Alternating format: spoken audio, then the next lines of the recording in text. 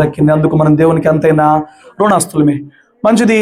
గత కాలంలో క్రిస్మస్ అన్నావు, క్రిస్మస్ అయిపోయింది. న్యూ ఇయర్ అన్నావు, అదిగో న్యూ ఇయర్ కూడా ఫస్ట్ డే కూడా అయిపోవచ్చింది. నెక్స్ట్ ఏంటి? 27 అప్పుడు దాకా మధ్యలో ఏమి లేదా? గుడ్ ఫ్రైడే ఉందా? అప్పుడు దాకా స్లీపర్స్ వెళ్ళా, ఇంకేం ఉండదా? హల్లెలూయా. నా మాటలు చాలా జాగ్రత్తనండి. నూతన సంవత్సరం అన్నావు కదా, ఎందుకు ఈ నూతన సంవత్సరం నీకెందుకు?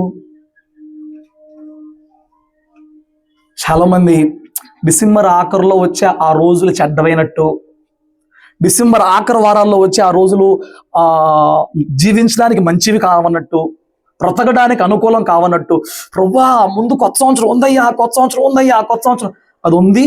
నువ్వు కంగారు పడినా తొందరపడి రాదు, నువ్వు బాధపడినా ఆలస్యం కాదు, అది వచ్చింది. బట్ ఉన్న రోజులను ఉపయోగించుకోకుండా అధికమైన ప్రార్థన చేసిన వాళ్ళు నాకు తెలుసు కొందరు అధికంగా ప్రార్థన చేస్తారు. కొత్త సంవత్సరం రావాలి, కొత్త సంవత్సరం సంవత్సరం కొత్తదైంది. మరి మన పరిస్థితి ఏంటి? చూడు, నీవు గడిచిన సంవత్సరం దేవుడు నాకు ఎన్నో మేలు చేశాడు అని హృదయంలో కలిగి ఉన్నావు, నోటితో సాక్ష్యం చెప్పావు, కొందరు పేపర్లో కూడా రాసుకొచ్చారు. అన్ని మేలులు చేసిన దేవునికి నీ ద్వారా ఏంటి? కొత్త సంవత్సరంలో ప్రభువు ద్వారా నాకేంటి? ప్రతోడికి కొత్త సంవత్సరం వచ్చింది, ప్రభువు నుంచి నాకేంటి, ప్రభువు ద్వారా నాకేంటి? ఓకే, అక్కడ ఆగు. నువ్వు కోరుకున్న కొత్త సంవత్సరం వచ్చింది, దేవుడు దయాళుడు, నీలో నీతి లేకపోయినా భక్తి లేకపోయినా మంచి లేకపోయినా కొత్త సంవత్సరం తెచ్చాడు, బాగుంది. కొత్త సంవత్సరంలో ఎన్నో మేలులు పాత జ్ఞాపకం చేసుకున్నావు, అది బాగుంది. మరి కొత్త సంవత్సరంలో అన్ని మేలులు చేసిన దేవుని పట్ల నువ్వేంటి? నీ ద్వారా దేవునికి ఏంటి? హల్లెలూయా. మాట మీకు అర్థమైందా?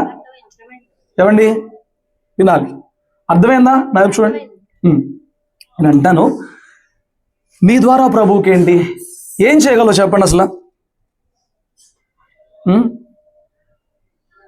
ఏం చేయాలి? నేను ఒకటి చెప్పనా? నీ జీవితంలో దేవుని చిత్తం సమయానుకూలంగా జరగడానికి నువ్వు చేయాల్సింది ఒక పని ఉంది. ఈ సంవత్సరం అన్ని సమయానుకూలంగా జరుగుతాయి. రాత్రి చదివాం కదా, వాటి క్రమాల్లో జరిగిపోతాయి. అలా జరిగేందుకు నువ్వు చేయాల్సింది ఒకటి ఉంది. రోమా 8:28 చదవండి.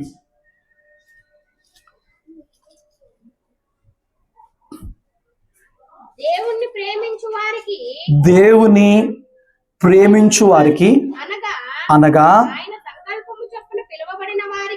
ఆయన సంకల్పంలో పిలువబడిన వారికి మేలు కలగడానికి నువ్వు కంగారు పడుకు. 2026 సంవత్సరంలో అన్ని సమకూడి జరుగుతాయి. దానికి 26 రాకర్లా, ఎప్పుడేం జరుగుతాయి, 25లో కూడా జరుగుతాయి. కానీ మొదటి కండిషన్ మన దగ్గర ఉందా, ప్రభు దగ్గర ఉందా? కండిషన్ ఎవరి దగ్గర ఉంది? మన దగ్గర ఉంది. చూడండి, నేను ఎవరి విశ్వాసాన్ని తక్కువ చేయట్లేదు, కానీ లోతుకు తీసుకెళ్లే ప్రయత్నం చేస్తున్నా. సంవత్సరంలో చాలా చోట్ల వాగ్దానాలు తీస్తారు, మాకు ఈ సంవత్సరం ఏం మేలు జరిగిద్దా అన్నట్లుగా. మీరు చాలా జాగ్రత్తగా గమనించండి. ఇప్పుడు నేను ఒక కార్డు తీసా, నువ్వు దీర్ఘాయుష్మంతుడు వగుదువు అని వచ్చింది. దాని కండిషన్ అంటే చెప్పనా? దాని కండిషను, నీ దేవుడైన యెహోవా నీకు ఇచ్చిన దేశంలో నీ తల్లిదండ్రులు నువ్వు సన్మానించినప్పుడు ఏం జరిగిద్దంట? దీర్ఘాయుష్మంతుడు అవుతావు. అవునా కాదా? సో ఇప్పుడు మనం కండిషన్ వదిలేస్తున్నాం. ఈ వాగ్దానం నా పట్ల జరగాలంటే, ఎందుకంటే ఆ కార్డులో నీకేదో సెపరేట్గా రాస్తారన్నమాట. ఆ ఒక్క ముక్కే తీస్తారు అందులోంచి మొత్తం, ఆ ముందు వదిలేస్తారు. నువ్వు కార్డు తీసాను కాబట్టి నాకు ఇది వచ్చేస్తుంది అనుకుంటావు, కంగారు పడుకు. ఆ ముందు కండిషన్ ఉంది, నువ్వు ఇలా చేస్తే ఇలా దక్కును అని ఉంటుంది. అలా ఏం చేయాలో వదిలేసి 1వ తారీఖున కార్డు తీసాం కాబట్టి సంవత్సరం అంతా మాట నా పట్ల జరిగిద్దని విశ్వాసంలో కొట్టుకుపోతున్నారు. ఆ విశ్వాసము కొంచెం పరీక్షించుకోవాలి. ఎందుకంటే బైబిల్ గ్రంథంలో ఉన్న 95% వాగ్దానాలు విత్ కండిషన్ ఉంది. నువ్వు ఇది చేస్తే ఇది దక్కింది. అర్థమైందండి? ఇప్పుడు అక్కడ దేవుడు అంట సమస్తము సమకూడి జరిగిస్తాడు. ఇది మనకు కావాల్సిన మాట. కానీ మొదటి మాట ఏంటి? దేవుణ్ణి ప్రేమించే వారికి ఆ మొక్క తీసేసి లాస్ట్ మొక్క పట్టుకుంటే అయ్యా సమ్మకుడు జరిగెత్తా అన్నావయ్యా అని చెప్పి ప్రార్థన చేసావు అనుకో, అరే అది నన్ను ప్రేమించే వాళ్ళకి రా అని చెప్తాడు ఒక రోజుకి. నువ్వు ఆ మొక్క పట్టుకుని ఎగిరి ఎగిరి ఎగిరి నువ్వు చేస్తాను. అప్పుడు ప్రభు అంటాడు ఒక రోజున, ఒరే అది నన్ను ప్రేమించే వాళ్ళ గురించి చెప్పాను రా, అందరికి కాదు. అర్థమైందా అర్థం కాలేదా? ఆ మాట ఎవరు అడగాలి? నేను ఇంతగా ప్రేమిస్తున్నాను కదా నాయన, నా మొదటి స్థానం నీవే కదా, నా మొదటి ప్రయారిటీ నీవే కదా, నా ఫస్ట్ ఫ్రెండ్ నీవే కదా, నా ఫస్ట్ చాయిస్ నీవే కదా, నేను నిన్నే అనుకున్నాను కదా, నువ్వు చేయకపోతే ఎవరు చేస్తాను అడిగే హక్కు, అడిగే దమ్ము, ఆ మాట నమ్మే దమ్ము ప్రేమించే వరకు ఉంది. హల్లెలూయా. ఇప్పుడు చెప్పు, ఈ సంవత్సరం నీకు సమస్తము సమకూడి జరగాలంటే నువ్వేం చేయాలి? మునుపటి కంటే అధికముగా దేవుడికి మేలు చేయలాగున మునుపటి కంటే అధికంగా నువ్వు దేవుడు ప్రేమించాలి. హల్లెలూయా. సంవత్సరం మారినంత ఏం మారలా. నీ భక్తి మారితే, నీ ఆత్మీయత మారితే, నీ తలంపులు మారితే, నీ ఉద్దేశాలు మారితే సెట్ రైట్. హల్లెలూయా. చూడండి, ఇప్పుడు కొత్త సంవత్సరంలోకి తెచ్చాడు, ఓకే అలా ఉంచుదాం. నేను చెప్తున్నాను, నీ పట్ల దేవునికి మొదట చెప్పాను కొన్ని ప్రణాళికలు ఉన్నాయి, ఆలోచనలు, ఉద్దేశాలు. అసలు మీరు ఎప్పుడైనా ఈ సృష్టి ఆరంభంలో దేవుని ఉద్దేశము లేదా దేవుడు మనిషికి అప్పచెప్పిన చిత్తం ఎప్పుడన్నా క్షుణ్ణంగా లోతుగా ధ్యానం చేశారా? సృష్టి ఆరంభంలో కొత్త సంవత్సరం వచ్చింది కదండి, కొత్త బైబిల్ తెచ్చుకుని మళ్ళీ మొదలెట్ట ఫస్ట్ నుంచి బైబిల్. దేవుడు నాతో ఇంకొక విషయం మాట్లాడారు, అదే విషయం ఇంకొక రకంగా మాట్లాడారు. ఆమేన్. చక్కగా అండర్లైన్ చేసుకోవచ్చా?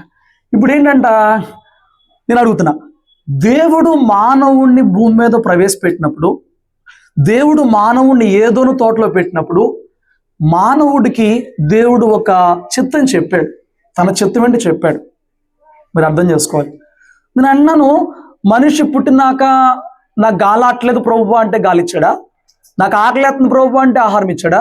నాకు నీళ్ళు అవుతుంది ప్రభువా అంటే అవి ఇచ్చాడా? వాడు పుట్టడానికి, వాడు బతకడానికి ఏదైతే వాడు మనుగడ కోసం కావాలో అన్ని చేసినాక పెట్టాడు.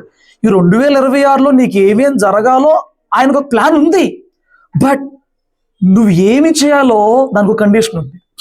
హల్లెలూయా. దేవుణ్ణి ప్రేమిస్తున్నావంటే మొదట అవి తెలుసుకోవాలి, మొదట అది నువ్వు ఎరిగి ఉండాలి. అందులో మొదటి మాట చెప్తాను, మీరు రండి. 2వ అధ్యాయము ఆదికాండము 15వ వచనం చదివి పెట్టండి.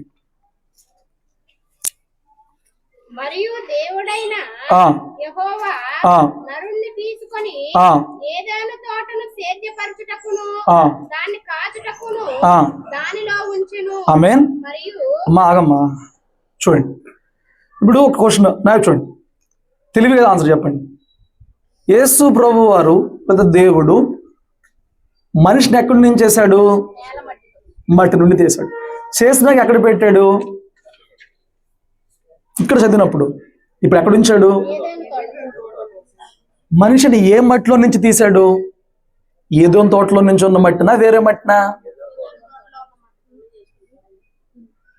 కాదు, ఆయన నార్మల్గా ఒక చోట ఉన్న మట్టిలో నుంచి మనిషిని తీసి ఏదోను తోట ఏర్పాటు చేసి అందులో పెట్టాడు.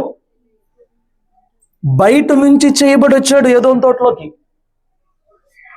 అక్కడే చేయబడలా. సరిగా చదవాలి బైబిల్. అందుకే ఏమండి, అక్కడ నేల నుంచి మట్టి నుంచి మనిషిని చేశాడు. మనిషిని చేసిన ఏదోను తోట వేసి ఏదోను తోటలోకి మనిషిని తెచ్చాడు. ఆమేన్. తెచ్చినప్పుడు ఆయన కండిషన్ అంటే 2 పనులు అప్పచెప్పాడు. అయ్యా అమ్మా 2 పనులు అప్పచెప్పాడు. 1 సేద్యం చేయి, 2 కాయి. వినండి, 1 ఏం చేయాలండి? సేద్యం చేయాలి. 2వది ఏం చేయాలండి? కాసుకో అని చెప్పన్నాడు. నేను అంటున్నాను, ఇప్పుడు నేను ఏదోను తోటలో పెట్టలేదేమో అనుకుంటున్నావేమో, కానీ అంతకన్నా శ్రేష్టమైన దేవుని సంఘములో స్వరక్తముతో సంపాదించుకున్న సంఘంలో నేను తీసుకొచ్చి పెట్టాడు. 2026లోకి తెచ్చిపెట్టాడు, సంఘంలోకి తెచ్చిపెట్టాడు.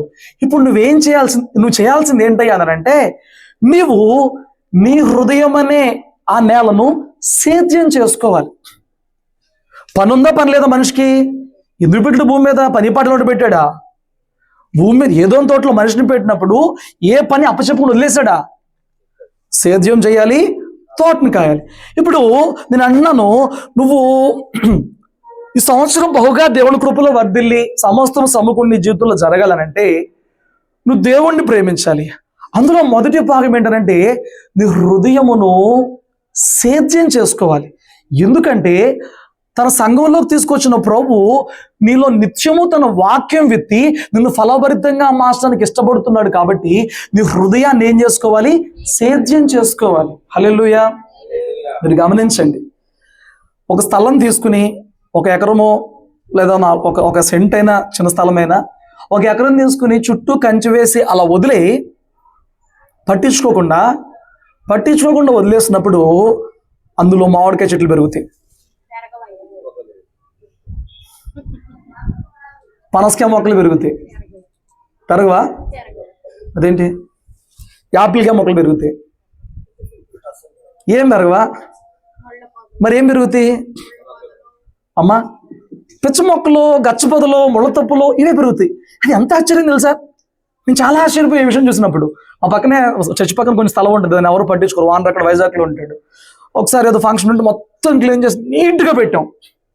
వర్షాకాలం దాటిన తర్వాత శీతాకాలంకి వచ్చినప్పటికి ఇంత ఎత్తు ముళ్ళ పొదలు వచ్చేసింది. ఏంటిది తెలుసా?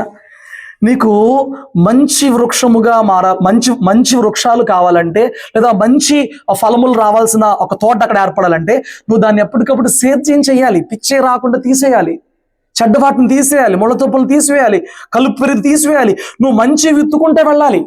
ఆమేన్. నీ జీవితం దీవెనకరంగా మార్చబడాలంటే 2026లోకి వచ్చిన నీవు వచ్చేసాను కాబట్టి అయిపోతే, వచ్చావు కాబట్టి ఏమైపోవు. నీవేం చేయాలి చెప్పనా? దేవుని యొక్క నడిపింపులో నీవు ఉండేలాగా, దేవుని చిత్తంలో నీవు ఉండేలాగా నీ హృదయాన్ని ఎప్పటికప్పుడు సేద్యం చేసుకోవాలి. పిచ్చవి రాకుండా సేద్యం చేసుకోవాలి. దేవుని వాక్యము నీలో ఎదిగేలాగా సేద్యపరుచుకోవాలి. ఆమేన్. హల్లెలూయా. నా మాటలు అర్థం చేసుకోండి. సేద్యపరుచుకోవాలి. నువ్వు గడిచిన సంవత్సరం అంతా ఎలా జీవించావో నాకు తెలియదు, కానీ ఈ సంవత్సరం నువ్వు తెలుసుకోవాల్సిన మరొక మాట నేను చెప్తాను రా. రోమిలు రాసిన పత్రిక 13వ అధ్యాయము. రోమిలు రాసిన పత్రిక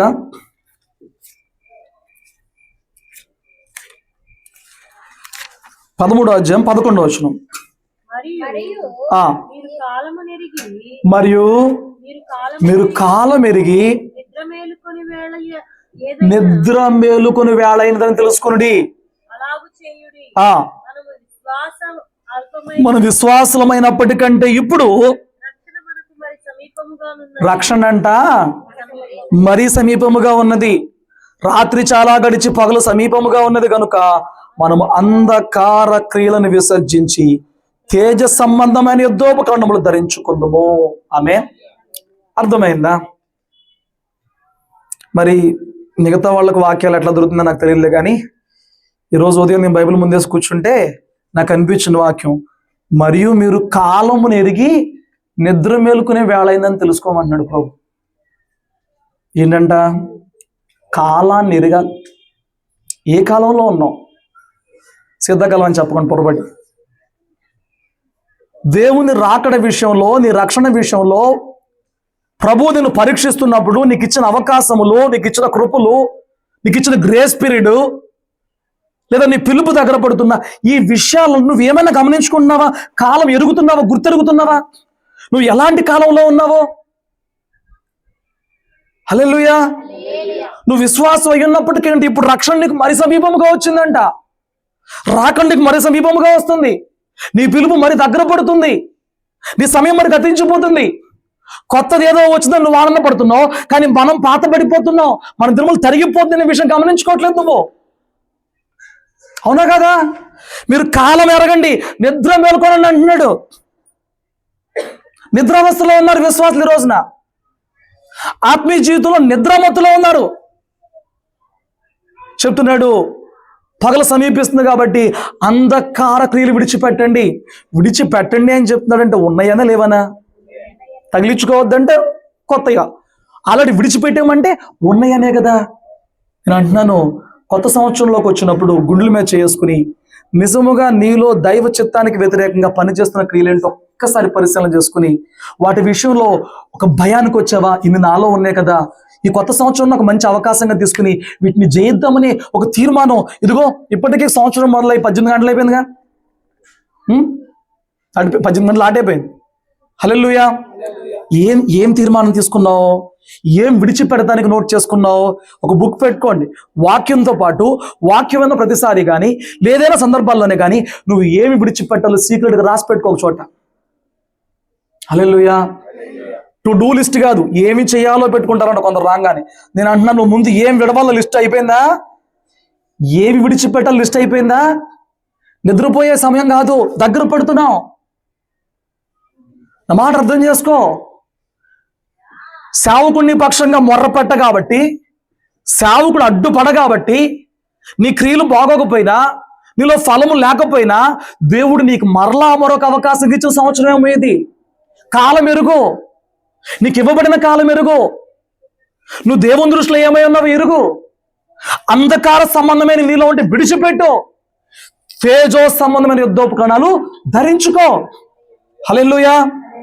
చూడండి, అక్కడ చెప్తాడు క్లియర్గా, అల్లరితో కూడిన ఆటపాటలైనను, మత్తైనను, కామ విలాసములైనను, పోకిరీ చేష్టలైనను,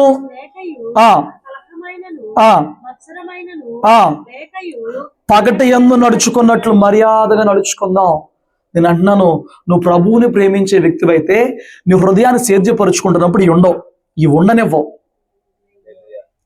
కాలం గుర్తెరుగుతావు. వ్యవసాయదారుడు ఏం చేస్తాడు? ఏమండి, కాలం గుర్తెరుగుతాడు.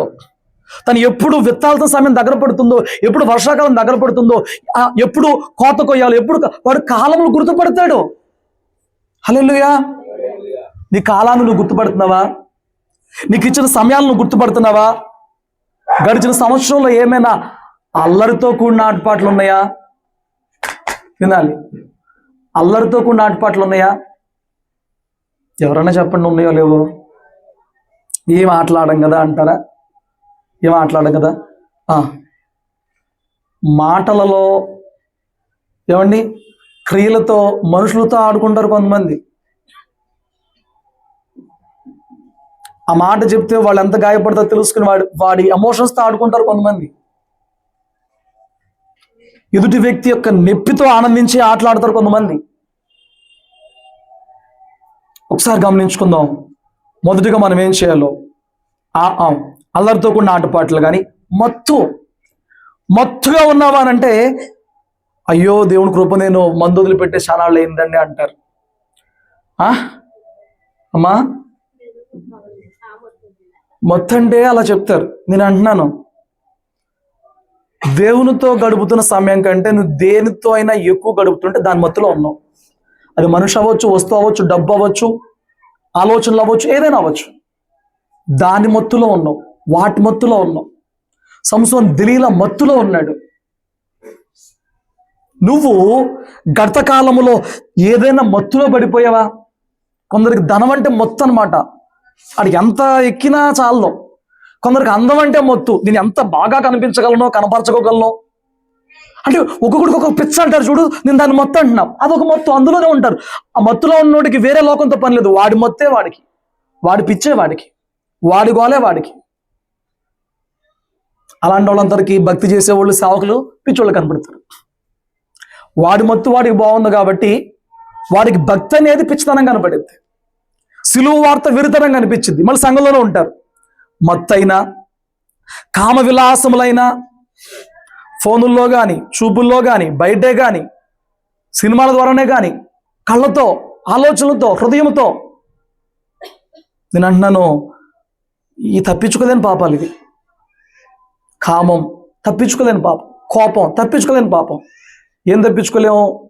అది మన మీద అటాక్ చేసినప్పుడు త్వరగా తప్పించుకోలేము. క్రియల్లోకి రాకపోవచ్చు, ఆలోచనలో ఉంటుంది. దానివల్ల వచ్చే ఫలితాన్ని త్వరగా తప్పించుకోలేము. దేవుని కృప కావాలి వీటికి. హల్లెలూయా. పోకిరీ చేష్టలు, ఏమండి, పోకిరీ చేష్టలు అంటే మీరేం చెప్తారు? దానికి అర్థం, పోకిరీ చేష్టలు అంటే ఏం చెప్తారు? అదే పోకిరీ అనుకుంటున్నావా? ఎదుటి వ్యక్తి మర్యాదకు భంగం కలిగించేవి ఏ రకంగా నువ్వు చేసినది పోకిరీ పని. ఎదుటి వ్యక్తి యొక్క గౌరవానికి ఆటంకం కలిగేలాగా నువ్వు ఏది చేస్తే పోకరీ పనిలే. హల్లెలూయా. కలహము, మత్సరము. సరే, ఇప్పుడు చదివిన వీటన్నిటిలో అన్నీ జయించా అన్నోళ్ళ స్తోత్రం చెప్పండి. ఏదో ఒకటి మిగిలిపోయిందా? ఉండిపోయినాయా? ఎవరేం మాట్లాడట్లేదు? కాలము తెలియట్లా నీకు. నీ కాలం తెలియట్లా. భక్తి చేసుకుంటున్నాను అనుకుంటున్నావు.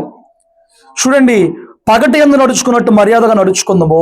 మెట్టుకు ప్రభువైన యేసుక్రీస్తును ధరించుకుని వారై శరీరేచ్ఛలను నెరవేర్చుకున్నటకు. శరీర విషయమై ఆ ఆలోచన చేసుకొనుకుడి. చూడండి, అంటున్నాడు, ఇప్పుడన్నా శరీరం గురించి ఆలోచన చేసుకోకుండా యేసుక్రీస్తును ధరించుకో అంటున్నాడు. హల్లెలూయా.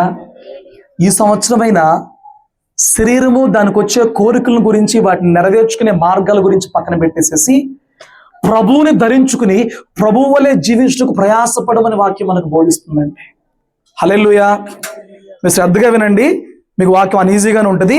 బట్ ఎండింగ్ వెళ్ళేటప్పటికి నువ్వు రావాల్సిన ఒక తీర్మానాన్ని క్లారిటీ వచ్చేస్తుంది. చాలా మంది ముఖాల్లో కలపోయింది కొత్త సంవత్సరం కల్లా, నాకు తెలియదు ఎందుకో కానీ. బట్ దేవుడు ఇచ్చిన వాక్యం ఎదురు పెడుతున్నా. 1 పేతురు పత్రిక 4వ అధ్యాయము ఒకసారి తీయండి. 1 పేతురు పత్రిక 4వ అధ్యాయము ఒకసారి నన్ను కూడా తీనివ్వండి.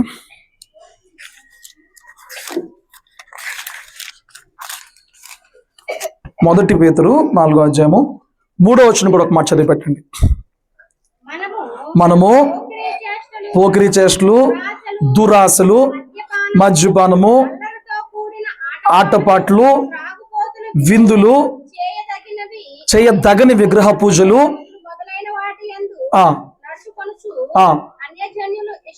నెరవేర్చుచుండుటకు గతించిన కాలం చాలు. గడిచిపోయిన కాలం చాలు. దాటిపోయిన 2025తో సరిపెట్టు. నువ్వేవైతే వీటిలో చేష్టలు చేసావో, అన్ని జనులకు ఏమి ఇష్టమో నీవు వాటిని ఇష్టముగా ఎంచుకుని వేటది నెరవేర్చావో, అవన్నీ నెరవేర్చినందుకు 2025 చాలు. 26లో ఉన్న వాటిని విడిచిపెట్టు. ఆమేన్. హల్లెలూయా. గతించిన కాలం నువ్వు మూటగొట్టుకున్న కీడు చాలు. గతించిన కాలం దేవునికి విరోధంగా పనిచేసి నీ హృదయాన్ని సేద్యపరుచుకోకుండా విడిచిపెట్టింది చాలు. హల్లెలూయా. ఇప్పుడు చెప్తున్నాడు, కాలం ఎరుగు, గతించింది చాలు. నువ్వు మాను, నువ్వు విసర్జించు, నువ్వు క్రీస్తుని ధరించుకో. శరీరం గురించి కాక ఆత్మ గురించి ఆలోచించి. నేను చెప్పానే, దేవుణ్ణి ప్రేమించేవాడు ఏం చేస్తాడో చెప్పనా? సేద్యం చేసుకుంటాడు. తన హృదయాన్ని దేవుని వాక్యంతో నింపుకుంటూ దేవుని వాక్యంలో ఎదుగుదల కొరకైనా సేద్యం చేసుకుంటాడు. నువ్వు అలా చేసుకోగలుగుతున్నావా? దేవుడు అప్పచెప్పిన పని ఏంటి? మనిషిని భూమి మీద పెట్టినాక అయ్యమ్మ వినాలి. దేవుడు భూమి మీద మనిషిని పెట్టినాక అప్పచెప్పిన పని ఏంటి? సేద్యపరుచుకో, కాచుకో. 2 పనులు చెప్పాడు. సేద్యం చేసుకో, కాచుకో. ఈ కొత్త సంవత్సరంలో నువ్వు ఇది ఇంప్లిమెంట్ చేస్తే చాలు. నువ్వు ఎలా ఆశ్రయించబడతావు నేను చెప్తా. ఏం ఇంప్లిమెంట్ చేయాలి? సేద్యపరుచుకో. ఎందుకో చెప్పనా? కాలం ఎరగట్లా. ఇప్పుడు దాకా చేసింది చాలు అని అనిపించట్లా మనిషికి. ఇప్పుడు దాకా ఇలాగున్న భక్తిహీనత చాలు, ఇప్పుడు దాకా ఉన్న క్రియలు చాలు అనిపించట్లేదు మనిషికి. ఈ రాత్రికాల సమయాన నేను పెడుతున్న మాటలు జాగ్రత్తగా నేను అంటున్నాను, దేవుడు ఏదోని తోటలో పెట్టినప్పుడు, దేవుడు అన్ని ఆదాంకి ఇచ్చినప్పుడు, దేవుడు అధికారం ఇచ్చినప్పుడు, దేవుడు చెప్పిన 2 పనులు చేయాలి కదా. 1 సేద్యం చేసుకోవాలి, 2 కాచుకోవాలి. చూడండి, సేద్యం బాగానే చేశాడు కానీ కాచుకునే విషయంలో ఆదాం విఫలమయ్యాడు. ఏమి కాచుకోలేకపోయాడు? సర్పము వారి మీద పందిన పన్నాగము, సర్పము తన భార్యను మోసపరుచున్న విధానము, సర్పము ద్వారా వారు దేవుని చిత్తానికి వేరైపోతున్న ఆ యొక్క సంగతిని అతడు కాచుకోలేకపోయాడు. నేను అంటున్నా, నువ్వు దేవుని సన్నిధికి వచ్చిన తర్వాత దేవుని వాక్యంతో విత్తబడుతున్నప్పుడు, సేద్యం చేసుకుంటున్నప్పుడు దుష్టుడు నీ హృదయంలో విత్తకుండా జాగ్రత్త చేసుకోవాలి, కాపాడుకోవాలి. హల్లెలూయా. మీరు చాలా జాగ్రత్తగా చూడండి అక్కడ లేఖనాలు. నేనేమన్నానంటే, దేవుడు సేద్యం చేసుకోమన్నాడు, బాగానే చేసుకున్నాడు, కానీ జాగ్రత్త చేసుకోలేకపోయాడు. అదే వచ్చింది మన దగ్గర కూడా. మందిరానికి వస్తాం, వాక్యం వింటాం. కొన్నిసార్లు సేవకుల కన్నా విశ్వాసులకే బాగా వాక్యం తెలుసు. పాస్టర్ గారు నెక్స్ట్ ఏం చెప్తాడో కూడా తెలుసు, రిఫరెన్స్ కరెక్ట్గా పట్టు కూర్చుంటారు. ఆ నెక్స్ట్ పేతురు పత్రిక అనగానే వీడు వాక్యం అందించేస్తాడు. అది తెలుసు.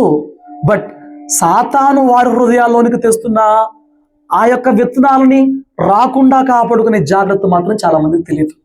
నష్టం ఏం జరిగిద్ది అయ్యా అని అంటే, ప్రభు చెప్పాడు, తన ఈ తోట మొత్తం నీకు అప్పచెప్పాను, సేద్యపరుచుకో, జాగ్రత్త కాచుకో.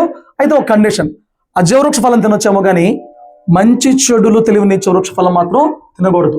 అది మధ్యలో ఉందంట, కరెక్ట్గా సెంటర్ ఆఫ్ ద ఏమంటే ఆ గార్డెన్లో ఉందంట, మధ్యలో ఉన్న తోటలో.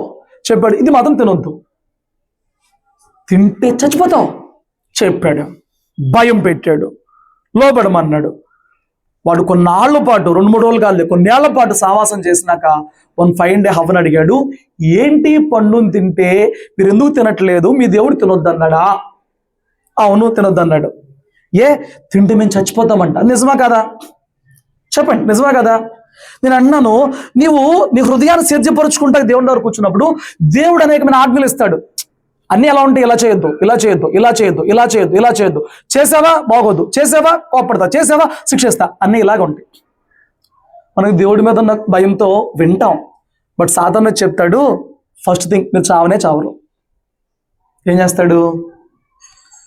దేవుని మాట వినడం వల్ల నీకు పుట్టిన భయం ఏదైతే ఉందో నువ్వు జాగ్రత్త చేసుకోకపోతే దాన్ని తీసేస్తాడు. నీకు దేవుని వాక్ అంటే ఒకప్పుడు భయం, దేవుని మాట అంటే ఒకప్పుడు భయం, అసలు సేవకుడి మాట అన్న భయమే. ఏది ఒక సలహాగా చెబుతున్నాను అనుకున్నా సలహానే దేవుడి మాట అన్నంతగా భయం. ఇప్పుడు నీకు ఏ భయం లేదు. ఎందుకు? ఆ భయమును పోగొట్టే పనులు వాడు ఉంటాడు. ఏ భయం పోగొడతాడు? ఏవి నీ హృదయంలో వెత్తబడి పాటిస్తే నువ్వు దీవించబడతావో, దేవుడు నిన్ను ఇంకా ఆశీర్వదిస్తాడో వాటి పట్ల భయాన్ని తీసేస్తూ ఉంటాడు. ఎలా తీస్తాడో చెప్పనా? మీరు అవి తింటే మంచి చెడు తెలిసిపోద్ది, దేవుడిలాగానే అయిపోతారు. ఆయనతో సమానం కావడానికి ఆయన ఎందుకు ఇష్టపడతాడు? అందుకే మీకు అప్పుడు తినొద్దన్నాడు. ఎంత బాగా చెప్పాడు. అర్థం చేసుకున్నారా? మీరు ఆ పండు తింటే మీకు మంచి చెడులు తెలిసిపోయి దేవుళ్లాగా మీరు మారిపోతారు కాబట్టి తినొద్దని ఆయన చెప్పాడు. మీ ఇష్టం అనంటే అప్పుడు దాకా చూస్తే భయం వేసేదంట. మీరు అక్కడ చూడండి, ఆహారానికి మంచిది, చూపునకు రమ్యమైంది, ఇంకో 3వ మాట ఏదో ఉంటుంది, చదవాలి 3వ అధ్యాయంలో. ఆహారముకు మంచిదియు, కన్నులకు అందమైంది. వివేకమిచ్చు రమ్యమైనది. చూసారా? సాతానుగాడు విత్తేదాన్ని అడ్డుకోకుండా ఆ విషయంలో జాగ్రత్త పడకపోతే, కాచుకోకపోతే, ఏది నీ ఆత్మీయ జీవితాన్ని కీడో ఆ కీడే నీకు అందంగా ఆనందం కనిపించింది. వాడు వచ్చి చెప్పేది ఎలాగుంటుందంటే, ఏం అవ్వదో, నువ్వేం కోల్పోతున్నావు తెలుసా? అలా చేయకపోవడం వల్ల నువ్వేం కోల్పోతున్నావు తెలుసా? అలా నువ్వు ఇలా నీతిగా ఉండటం వల్ల, అందరిలాగా నువ్వు ఆ తప్పు చేయకపోవడం వల్ల ఏ ఆనందాన్ని కోల్పోతున్నావు తెలుసా? ఈ వయసులో ఎలాంటి ఎంజాయ్మెంట్ కోల్పోతున్నావు తెలుసా? ఈ వయసులో నువ్వు ముసల్దాన్లాగా ఉంటున్నావు తెలుసా? నువ్వు ఇతరులకి వేరుగా పిచ్చిదల్ల వాడు నీ భక్తిని, నీ ఉద్దేశాన్ని నీకు వెర్రిగా చూపిస్తాడు. నువ్వు ఇప్పుడు దాకా వేటిని అసహించుకున్నావో, అప్పటిదాకా వేటిని బయట పక్కన పెట్టావో, వేటికి దూరంగా ఉన్నావో, ఒక్కసారి నువ్వు జాగ్రత్తగా నీ హృదయాన్ని కాచుకోకపోవడం వలన, సేద్యం చేసుకుంటున్నప్పటికీ కాచుకోవడం చేత కానప్పుడు వాడు విత్తినాక నీకేమనిపించిందనంటే, ఏది నీకు శాపమో అదే నీకు ఆనందంగా అనిపించింది. హల్లెలూయా. తెలుసా మీకు, ఈరోజు క్రైస్తవులందరూ ఎందుకు భక్తిహీనులైపోయి రోషం లేని వారిగా, సంఘాల్లో ఉద్యమం లేని వారిగా మిగిలిపోతున్నారు అని అంటే, ఇదిగో కాచుకోలేకపోయారు. సాతానుగాడు ఏం కాదు అనిపిస్తున్నాడు, ఒక తప్పు చేయి ఏం కాదు, ఈ పని చేయి ఏం కాదు, వాడు అందులో ఏదో ఆనందం ఉంది, ఏదో మిస్ అయిపోతున్నావు, కోల్పోతున్నావు అన్నట్లుగా చూపిస్తున్నాడు. హల్లెలూయా.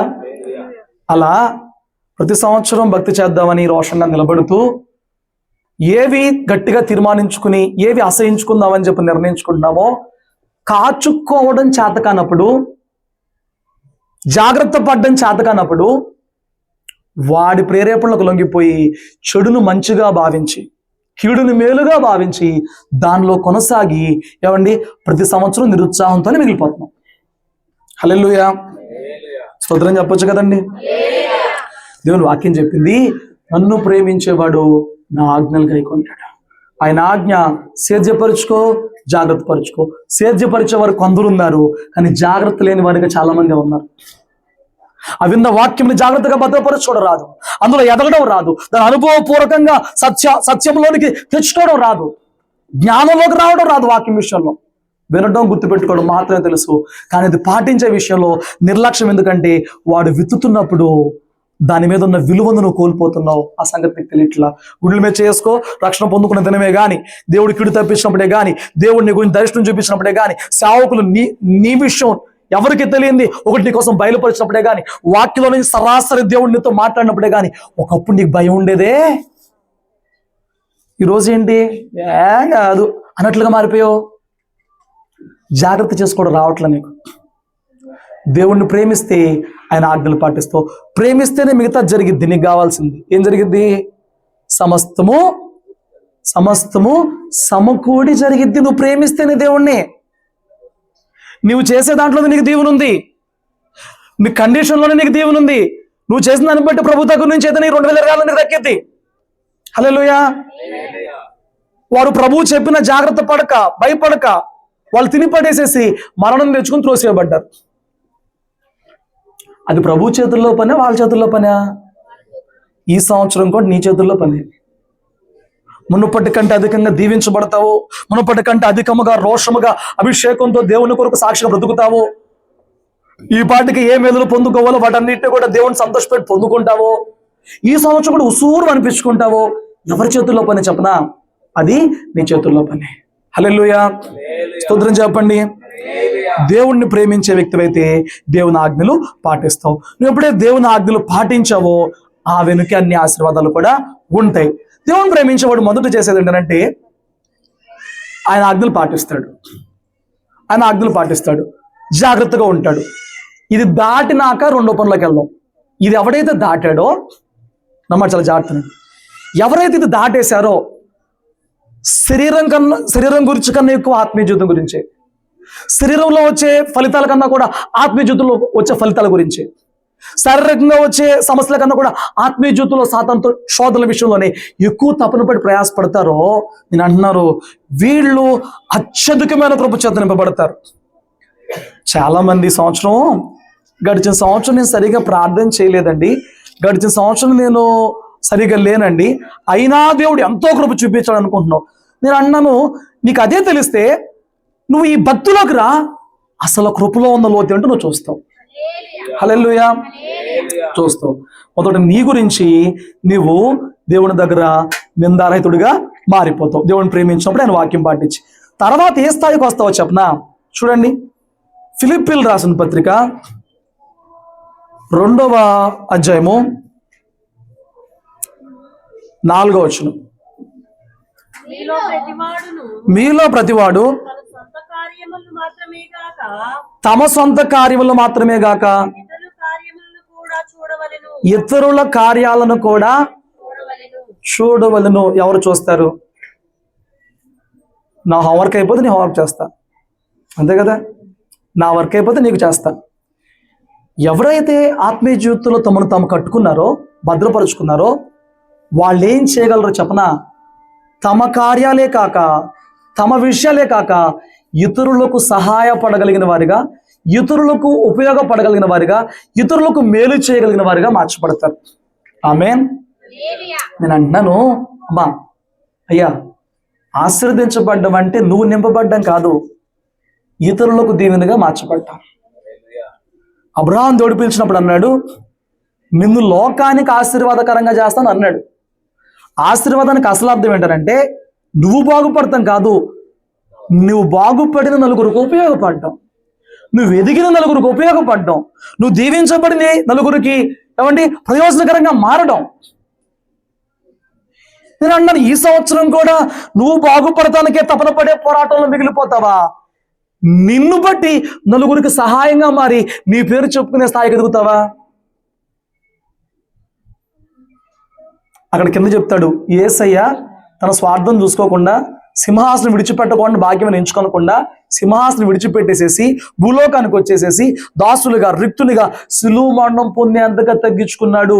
యేసయ్య తగ్గించుకుంటే, యేసయ్య ఈ లోకానికి అంత దీవెనగా మారితే ఇప్పుడు మనం ఏం చేయాలండి? హల్లెలూయా. ఎంతసేపు నీ జీవితం, నీ కుటుంబం, నీ ఇల్లు నేను అంటున్నాను, అసలు ఆత్మీయంగా దీవించబడని వ్యక్తి ఉంటే వాడు ఆ కుటుంబాన్ని కూడా తలనొప్పైపోతాడు. ఆత్మీయంగా దేవుని కృపతో సంధించబడిన, దేవుని ఆత్మచేత సంధించబడిన వ్యక్తి ఉంటే ఇంట్లో వాళ్ళకు కూడా బాధగా మారిపోతాడు. ఇంట్లో కూడా పట్టించుకోడు.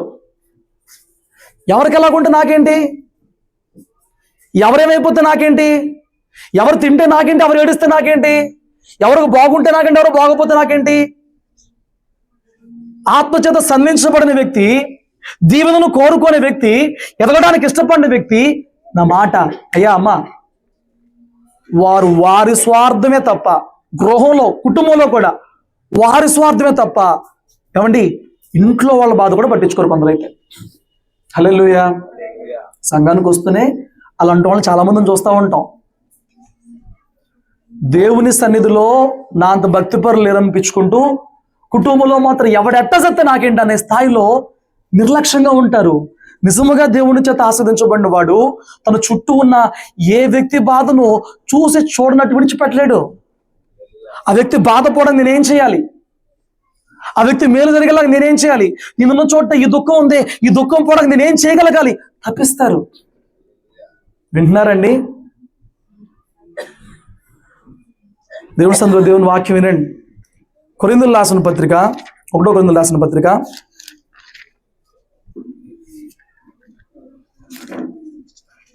1 కొరింథీయులకు రాసిన పత్రిక 10వ అధ్యాయము 24వ వచనం. ఎవడును తన కొరకే కాదు ఎదుటి వాని కొరకు మేలు చేయ చూచుకునేవాడు. నేను మీ అందరి దగ్గర కోరుకునేది ఏంటంటే, ఈ సంవత్సరం నిన్ను నువ్వు కట్టుకుని దేవుని ముందు నిన్ను సిగ్గుపడనక్కర్లేని దాసులుగా చేసుకుని నువ్వు నలుగురికి దీవెనకరంగా మార్చబడదువుగాక. హల్లెలూయా. ఎవరు మార్చబడతారు? దేవుని ప్రేమించినవాడు. ఎవరు మార్చబడతారు? దేవుని ఆజ్ఞలు పాటించిన వాళ్ళు. ఎవరు మార్చబడతారు? ఎవరికి దేవుడు తోడై ఉంటాడో వాడు అట్లా మార్చబడతారు. హల్లెలూయా. నేను అంటున్నాను, నువ్వు ఎప్పుడైతే నిజముగా దేవుని ఆజ్ఞలు పాటించావో, నువ్వు ఎప్పుడైతే దేవుని అనుసరించావో, గొప్ప సంగతి చెప్పనా, దేవుడు నీకు తోడుగా ఉంటాడు. ఒకసారి చూడు, సంఖ్యాకాండం 14వ అధ్యాయము 43వ వచనం.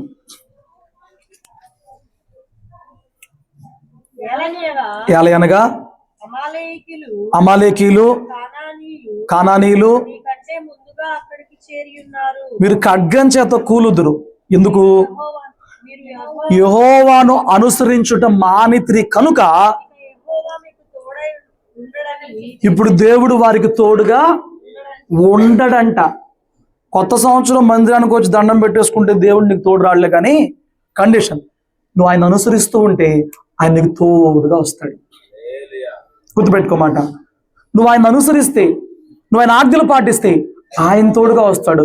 ఆయన తోడుగా వస్తే ఎవడక్కర్లా. ఎవరి ప్రేమలో వచ్చే హెచ్చు తగ్గులకు నువ్వు కంగారు పడిపోవు. మనుషుల ప్రేమలో హెచ్చు తగ్గులు వస్తాయా? మునుపు ఏడిపిస్తారు, ఇప్పుడు మళ్ళీ దగ్గరకు వస్తారు, ఇప్పుడు దగ్గరకు వస్తారు, మళ్ళీ ఏడిపిస్తారు, మళ్ళీ రొటేట్ అవుతూ ఉంటుంది. అవి మారినప్పుడు ఇదేంటి, నన్ను ఎంతగా ప్రేమించే వ్యక్తి ఇలా తయారయ్యారు, ఇదేంటి నన్ను ఎంతగా ప్రోత్సహించే వ్యక్తి, నన్ను ఎంతగా సపోర్ట్ చేసే వ్యక్తి ఇలా మారిపోయారని చెప్పని మనం కృంగిపోతామే. దేవుడే నీకు తోడే ఉంటే ఇవన్నీ నీకు ఉండవు. హల్లెలూయా. ఆయన తోడుంటే నీకు మనుషులు కూడా ఎందుకో, ఆయనే మార్చేస్తాడు. ఎవరిని మార్చాలి? స్తోత్రం చెప్పు. ద్వితీయోపదేశకాండం ప్రకారం దేవుడు నీకు తోడై ఉంటే నీకేమీ తక్కువ కాదు. ఆమేన్. దేవుడు నీకు తోడై ఉంటే నీకేమీ తక్కువ కాదు. సమూయేలు గ్రంథం, దినవృత్తాంతాల గ్రంథం ప్రకారం దేవుడు తోడై ఉంటే అంతకంతకు వర్ధిల్లుతావు. ఆదికాండం 39 ప్రకారం యోసేపు వర్ధిల్లినట్లుగా నువ్వు వర్ధిల్లుతావు. దావీదు అంతకంతకు వర్ధిల్లినట్లుగా నువ్వు వర్ధిల్లుతావు. ఆమేన్. హల్లెలూయా. యెహోషువ గ్రంథం చెప్పినట్లుగా ఆయన తోడై ఉన్నప్పుడు నీ కీర్తి వ్యాప్తి చెందిద్ది. సమూయేలు గ్రంథం చెప్పినట్లుగా ఆయన తోడై ఉన్నప్పుడు నీ శత్రువులు నీకు భయపడతారు. యెషయా గ్రంథం చెప్పినట్లుగా ఆయన తోడై ఉన్నప్పుడు నువ్వు నదుల్లో దాటెళ్ళు, అగ్నిలో దాటెళ్ళు, అవి నిన్నేం చేయలేవు. ఆయన తోడు నీకు ఎప్పుడు దక్కింది? ఆయన అనుసరించాలి. ఆ మాట అందరూ చెప్పిన పక్కన వాళ్ళకి, దేవుణ్ణి అనుసరించు, దేవుడు నీకు సంవత్సరం తోడుగా ఉంటాడు. ఆమేన్. చెప్పారా పక్కన వాళ్ళకి? ఏం చేయాలి? దేవుణ్ణి అనుసరించాలి. వీళ్ళు ఇక్కడ అనుసరించడం మానేశారు, దేవుడు వాళ్ళని అనుసరించడం తోడుగా ఉంటే మానేశాడు. కూలిపోయారండి. నేను అంటున్నాను, నీకు తోడుగా మనుషులు ఉన్నారు అనుకుంటున్నావేమో, నీకు తోడుగా ధనం ఉంది అనుకుంటున్నావేమో, నీకు తోడుగా చదువు ఉంది, జాబ్ ఉంది అనుకుంటున్నావేమో, నీకు తోడుగా ఉండవలసింది ఏదన్నా ఉందనంటే దేవుని తోడు, దేవుని సన్నిధి మాత్రమే. ఆమేన్. హల్లెలూయా. ఆఖరిగా దేవుడు తోడుగా ఉంటే ఏం జరిగిందో చెప్పనా? వినాలి. ఆదికాండం ప్రకారం యాకోబు అడుగు పెట్టిన చోటల్లా ఆశీర్వాదం వచ్చిందంట. నీకు దేవుడు తోడుగా ఉంటే ఈ సంవత్సరం నువ్వు ఎక్కడ అడుగు పెట్టినా ఆశీర్వాదం వచ్చింది. హల్లెలూయా. ఎవడైతే అలాగా ఆ స్థాయికి వచ్చాడో వాడు ఇతరులను పట్టించుకుంటాడు. ఎవడికి దేవుడు తోడై ఉంటాడో వాడు ఏం చేస్తాడో చెప్పనా? వాడు సొంత కార్యాలు కాదు, ఇతరులను పట్టించుకుంటాడు, ఇతరులకు మేలు చేస్తాడు. నువ్వు ఇతరులకి మేలుగా మారాలంటే మొదట దేవుడు నీకు తోడుగా ఉండాలి. హల్లెలూయా. ప్రభువు తన కోసం బ్రతకలా, ప్రభువు ఈ భూలోకం తన కోసం రాలా, ప్రభువు వచ్చింది మన కోసం. అలాగే నిన్ను ఎన్నుకుంది కేవలం నీ బ్రతుకు కోసం కాదు. ప్రభువు నిన్ను ఎన్నుకుంది నిన్ను అనేకులకి దీవెనగా మార్చాలని ప్రభువు తన సంఘంలో పెట్టుకున్నాడు. ఈ రోజు దాకా నువ్వు సంగతి ఆలోచన చేయలేకపోతున్నావు. కనీసం నా కుటుంబానికన్నా నేను దీవెనగా ఉన్నాను నువ్వు పట్టించుకోలేకపోతున్నావు. కనీసం నా వారికి నేను ఆశ్రయంగా ఉండగలుగుతున్నాను పట్టించుకోలేకపోతున్నావు. హల్లెలూయా. నా మాటలు మీకు అర్థమవుతున్నాయా? దేవుని ప్రేమిస్తే ఆయన ఆజ్ఞలు పాటిస్తావు. దేవుణ్ణి ప్రేమిస్తే నీ తోటి వాడిని కూడా ప్రేమిస్తావు. నిన్ను వల్ల నీ పొరుగు వాడిని దేవుని ప్రేమించడం ఖచ్చితంగా ప్రేమిస్తున్నావు. నీ పొరుగు వాడిని ప్రేమించావు అనుకో, వాడి మేలు కొరతావు. నేను అంటున్నా, తమ కోసం బ్రతికేది స్వార్థం, ఎదుటి వ్యక్తి కోసం బ్రతికేదే జీవితం. ఈ మాటలు లోకం వ్యతిరేకించింది, నువ్వన్న అంగీకరించు. ఈ రోజులు ఎవరిని పట్టించకూడదండి, ఈ రోజులు ఎవడి మేలు కోరకూడదండి. మేలు చేస్తున్న వాళ్ళకే కీడు చేస్తున్నారండి, తాటాకులు కడుతున్నారండి. కామన్. ఏసయ్య పడ్డాడు, ఏసై మేలు చేస్తాకు వచ్చాడు, సన్మానించారా? ఏసై మేలు చేస్తా కదా వచ్చాడు, రక్షణ ఇస్తాక కదా వచ్చాడు. అలాంటి ప్రభుకి హారతులు పట్టారా, పూలేసారా? మేలు చేసేవాడికి ఎప్పుడు దెబ్బలే. బట్ నీ స్వభావం మారకూడదు. హల్లెలూయా. వాళ్ళు నీ స్వభావం మారిపోతే ఉపయోగం ఏంటండి? సాధు సుందర్ గారు ఒకప్పుడు అలా పొలంలో పడి వెళ్తుంటే ఆ చిన్న పిల్లకాలంలో వాగులో ఒక తేలు మునిగిపోయిందంట. తేలు, దేవుని సేవకుడు కదా, ఒక జీవి చచ్చిపోతుంది అని చెప్పి నీళ్ళలో ఉన్న తేలును పట్టుకుని పైకి తిప్పితే అది పైకి రాగానే కుట్టిందంట. అన్నాడు, కుట్టితే నొప్పి కాదండి. మళ్ళీ ఏమైపోయింది? నీళ్ళల్లో పడిపోయింది. మళ్ళీ చేయి పెట్టి దాన్ని బయట తీసే ప్రయత్నం చేశాడంట. మళ్ళీ కుట్టింది, మళ్ళీ పడిపోయింది. మళ్ళీ చేపెట్టాడంట. పక్క నుంచి చూస్తున్న వ్యక్తి అన్నాడు, ఎంత పెచ్చోళ్ళలాగా ఉన్నావే నువ్వు, ఎందుకు అలాగన్నావు? అదా తేలు, అదా కొడుతుంది, సావనే, ఎందుకు మళ్ళీ దాని కొంచెం చేపెడుతున్నావు? అప్పుడు ఆయన ఇచ్చిన జవాబు ఏంటంటే, నా స్వభావం కాపాడడం, నా స్వభావం నష్టం జరుగుతుంటే చూస్తూ ఊరుకోలేకపోవడం, నా స్వభావానికి తగ్గట్టుగా నేను పనిచేశాను. దాని స్వభావం కొడతాం, దాని స్వభావానికి తగ్గట్టుగా అది పనిచేసింది. హల్లెలూయా. దాన్ని బట్టి మన స్వభావం మారిపోతే, నీకు పేర్లు పెట్టినా, నీకు ఆ కృతజ్ఞత చూపించకపోయినా, నువ్వు వాళ్ళకి మేలుగా ఉన్నావని సన్మానించకపోయినా, విను, ఈ సంవత్సరం నువ్వు నీ క్రియల మూలంగా నీవు మేలుగా మారి ఇతరులకు మేలుగా మారుతావు గాక. హల్లెలూయా. యాకోబు అడుగు పెట్టిన చోటల్లా యాకోబుని బట్టి మనం బాగుపడుతున్నామని చెప్పని మామ ఎలా చెప్పాడో, నిన్ను బట్టి మేము మేలు పొందుకున్నామని ఈ సంవత్సరం ఆఖరిలో నీ దగ్గరకు వచ్చి కొందరు చెప్తురు గాక. ఆలోచన కలిగి జీవించు. హల్లెలూయా. ఆలోచన కలిగి జీవించు. ఎంతకాలం నీ కోసం జీవిస్తావు? బ్రతికినా మన కోసం, చనిపోయినా మన కోసమేనా? వాక్యం చెప్తుంది ప్రభు కోసం బ్రతకాలి. ప్రభు చెప్పండి, పొరుగు వాడిని ప్రేమించు. నీ సొంత కార్యాలే కాదు, పొరుగుని పట్టించుకో, వాడి బాధ అంటే పట్టించుకో. హల్లెలూయా. ఎందుకంటే దేవుణ్ణి ప్రేమించేవాడు ఈ పని కూడా చేస్తాడు. నీకు సమస్తం సమకూడి జరగాలంటే మొదలు దేవుణ్ణి ప్రేమించాలి. దేవుణ్ణి ప్రేమించేవాడు దేవుని ఆజ్ఞలు పాటిస్తాడు. దేవుని ఆజ్ఞలు పాటించాడు, దేవుడు తోడుగా ఉంటాడు. ఎవరికి దేవుడు తోడై ఉన్నాడో వారందరికీ దీవెనగా ఉంటాడు. అవునా కాదా? మోషేకి దేవుడు తోడై ఉన్నాడు, 30 లక్షల మంది దీవెనగా ఉన్నాడు. యెహోషువకు దేవుడు తోడే ఉన్నాడు, కొన్ని లక్షల మంది దీవెనగా ఉన్నాడు. గిద్యోనుకు దేవుడు తోడన్నాడు, విద్యాల నుంచి విడిపించాడు. దేవుడు నీకు తోడైతే నువ్వు ఇతరుల సాయం మీద ఆధారపడతా చూడు, ఇతరులకు నువ్వే సాయంగా మారుతావు. స్తోత్రం చెప్పొచ్చు కదా. నచ్చట్లేదు వీళ్ళకి మాటలు. ఏమండి విన్నారా? పక్కన వాళ్ళతో చెప్పండి, వింటున్నావా అని. విన్నారంట? చూడు 3వ మాట చూడు. నువ్వు దేవుణ్ణి ప్రేమిస్తే ఏం చేస్తావు? యోహాను సువార్త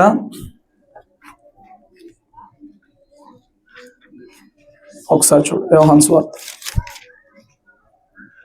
21వ అధ్యాయం 15వ వచనం. వారు భోజనము చేసిన తరువాత ఆ, యేసు ఆ, సీమోను పేతురును చూసి, ఆ, యోహాను కుమారుడు అయిన సీమోను, ఆ. వీరికంటే నీవు నన్ను ఎక్కువగా ప్రేమించుచున్నావా ఆ. అని అడుగగా, దేవుడు అడిగిన క్వశ్చన్ చూడు. వీరికంటే నువ్వు నన్ను ఎక్కువగా ప్రేమిస్తున్నావా?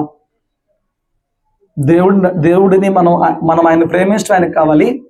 అందులోనూ నీ చుట్టూ ఉన్న వారందరికంటే నువ్వు ఆయన్ని ఎక్కువ ప్రేమించడం ఆయనకు కావాలి. ఆ ప్రశ్నకి నీ జవాబు ఏంటి? ఏమండి, ఆ ప్రశ్నకి నీ జవాబు ఏంటి? స్తోత్రం చెప్పండి. పేతురు ఒక జవాబు ఇచ్చాడు, అవును. నువ్వేం చెప్తావు? నీ ఇంట్లో వాళ్ళందరికంటే నువ్వు ఎక్కువ ప్రేమిస్తున్నావా? నీ సంఘంలో ఇప్పుడు నీ తోటి పొరుగు వాళ్ళకంటే నువ్వు దేవుడిని ఎక్కువ ప్రేమిస్తున్నావా? ఏం జవాబిస్తావు? ఏం మాట్లాడలేకపోతున్నారు. కొత్త సంవత్సరం అని చెప్పని పిలిచి ఏం జరుగుతుంది? ఫిలిప్పీయులకు రాసిన పత్రిక 2వ అధ్యాయం 21వ వచనం.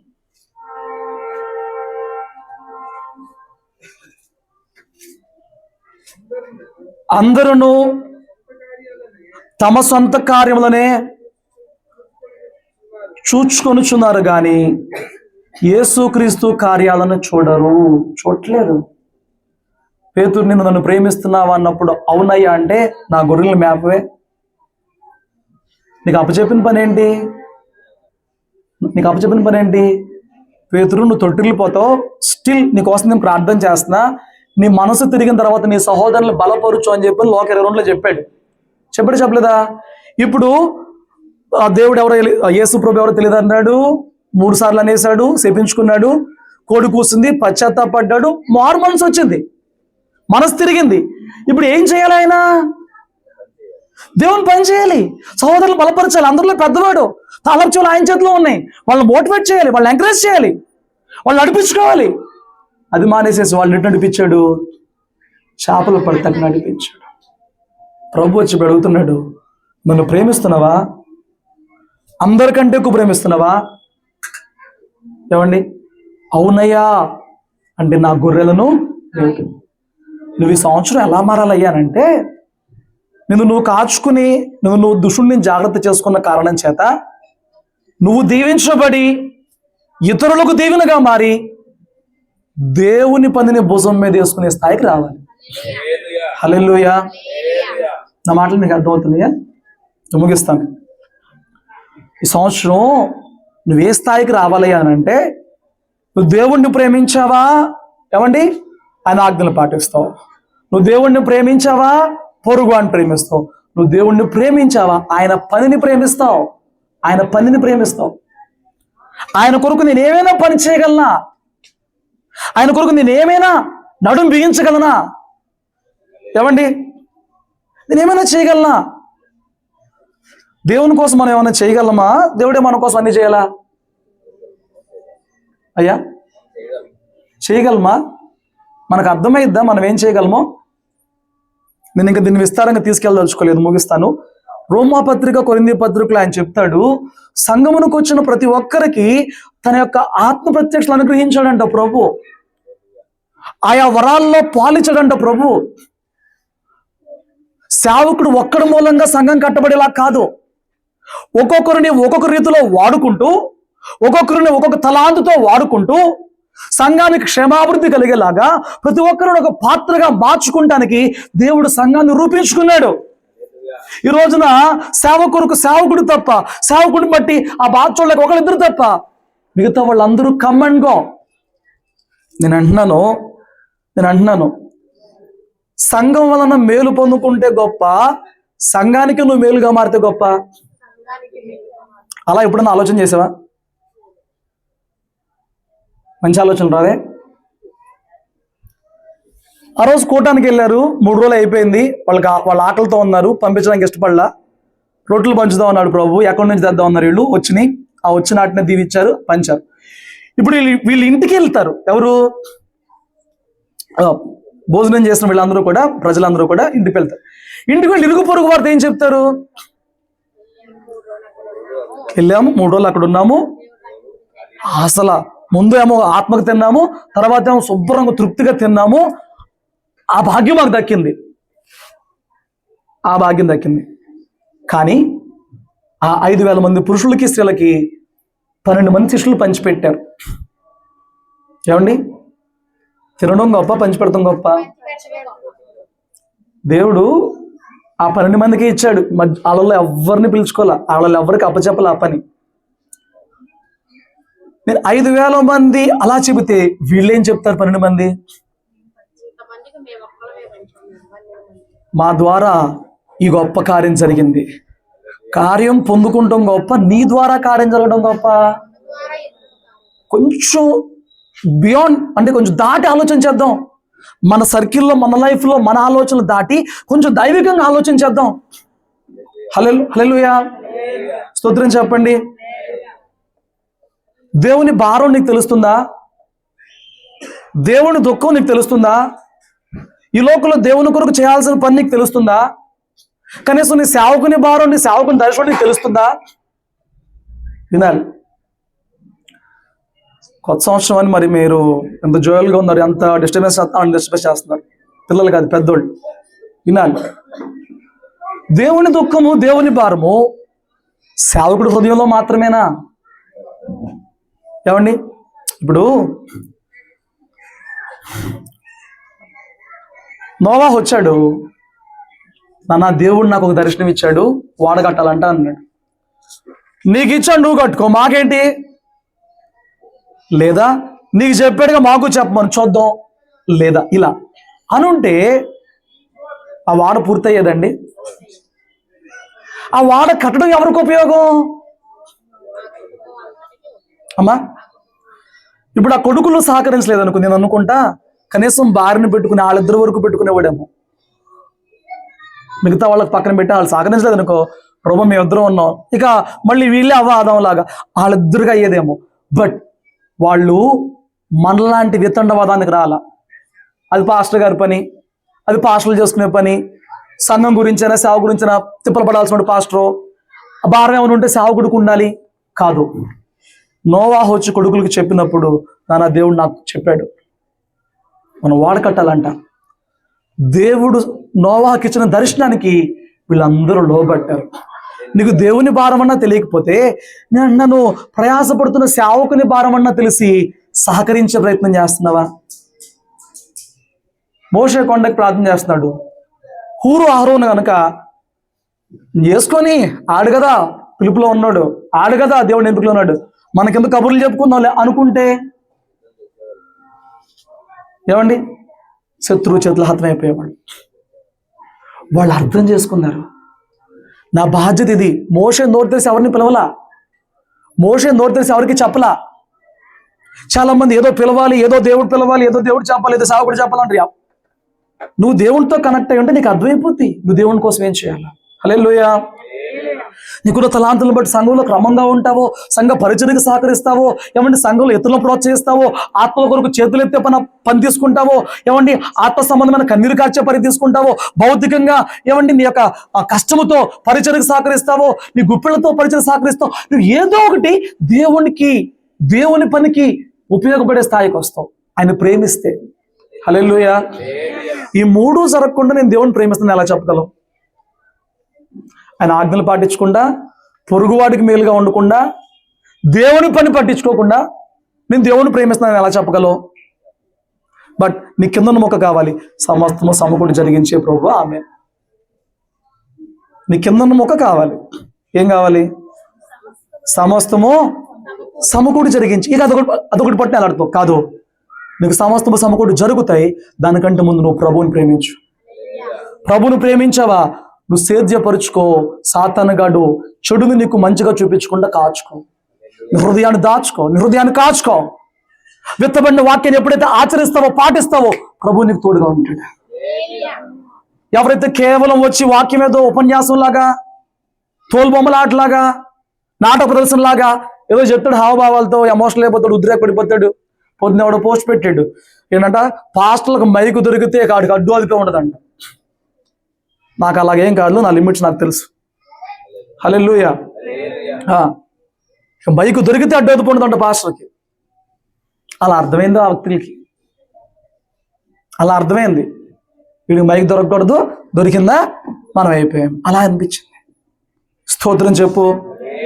హల్లెలూయా. దేవుని యొక్క ఆజ్ఞలు పాటించకపోతే దేవుడు నీకు తోడే ఉండడు. నీకు లోకం అంతా తోడుగా ఉన్నా దేవుడు నీకు తోడుగా లేకపోతే ఎవరేమీ చేయలేరు. మోషేకి 30 లక్షల మంది అనుమానాలు ఉన్నారు. స్టిల్ దేవుడు చెప్పాడు, నువ్వు కానాన్లో ప్రవేశించకూడదు. అయిపోయాయి. ఎంతమంది ఉంటే ఏం చేయగలరు? 30 లక్షల మంది ఉన్నారండి అనుమాల. ఏం చేయగలిగారు? దేవుడు తీస్తాడు, నువ్వు కానాన్లోకి వెళ్ళడానికి వీల్లేదు. ఆ విషయం మాత్రం నేను ఒప్పుకోను. ఎవడేం చేయగలడు? ఇక దేవుడికి తోడు లేకపోతే నువ్వు మంది మార్బలం చూసుకుని ఉప్పొంగిపోయినా, గర్వించినా దాని వల్ల ఉపయోగం ఉండదు. దేవుడికి తోడై ఉండాలంటే నువ్వు ఆయన ఆజ్ఞలు పాటించాలి, ఆయన అనుసరించాలి. ఆయన నీకు తోడై ఉంటాడు. ఎప్పుడు దేవుడు నీకు తోడై ఉన్నాడో నువ్వు ఖచ్చితంగా ఈ సంవత్సరం అనేకులకు దీవెనకరంగా మార్చబడతావు. ఎప్పుడు దేవుడు నీకు తోడై ఉండి ఇతరులకు ఉపయోగపడ్డావో ఆటోమేటిక్గా దేవునికి కూడా ఉపయోగపడే స్థాయికి, దేవుని సంగతులను కూడా పట్టించుకునే స్థాయికి, దేవుని పనులు కూడా భుజం మీద వేసుకునే స్థాయికి నువ్వు మారుతావు.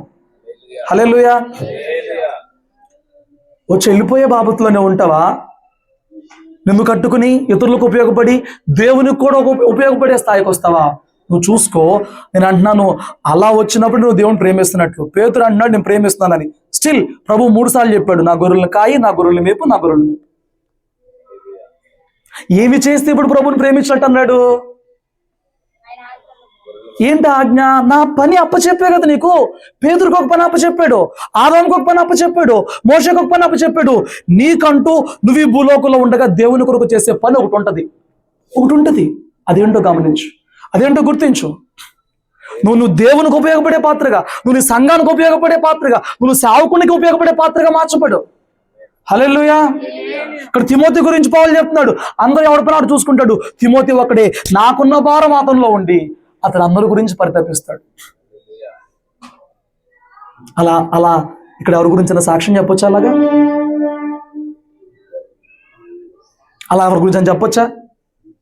నాకే భారం ఉందో ఆ భారం వాళ్ళలో ఉందని చెప్పొచ్చా? నేను అంటున్నాను, ఇంకా ఆ స్థాయికి రాలేదు.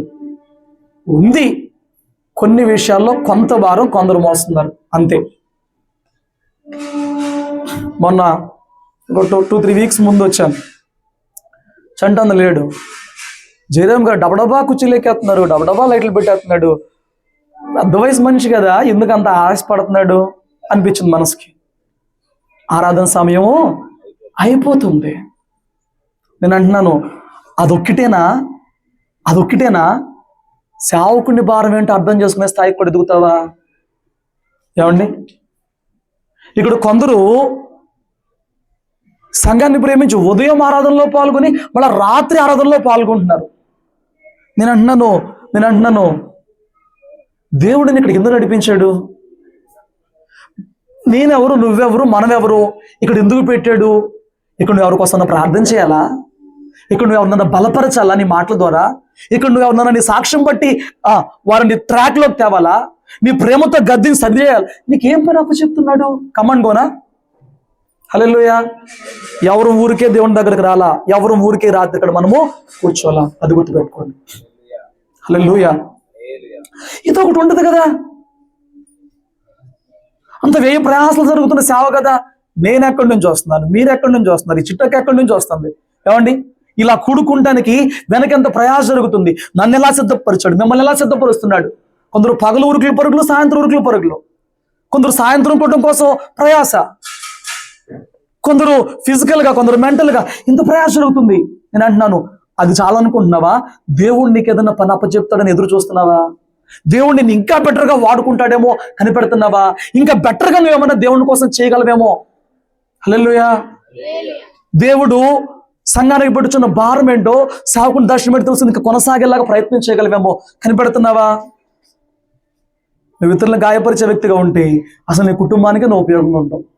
నువ్వు ఇదిగో మత్సరం, కలహం ఏందో చదువుకున్నాను చూడు, ముందు ఏమి తీసేయాలి. కాలం గుర్తెరుగో, ఇదేం కాలం, ఇంకెన్నాళ్ళు? గతించిన కాలం చాలదా? నువ్వు భక్తిహీనంగా జీవించడానికి, దేవుని దుఃఖపెట్టినందుకు, దుఃఖపెట్టడానికి గతించిన కాలం చాలదా? ఈ సంవత్సరం కూడా అలా బ్రతుకుతావా? ఈ సంవత్సరం కూడా అలాగే అనుకుంటావా? లేదా ఈ రాత్రి ఒక మంచి తీర్మానం చేసుకుంటావా? హల్లెలూయా.